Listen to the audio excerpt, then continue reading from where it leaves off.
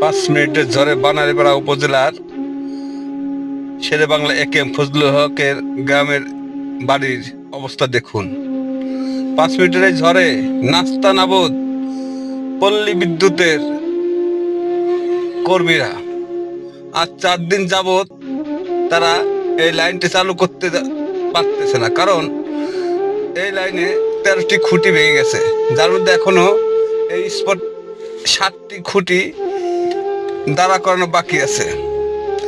তার মধ্যে গাছের নিচে যে তারগুলো পড়ে আছে, তারগুলো উঠে তো অনেক কষ্ট হচ্ছে।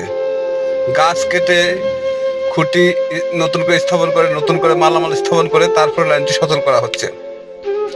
তাই সকল বিদ্যুৎ গ্রাহকদের জানানো যাচ্ছে যে আপনারা ধৈর্য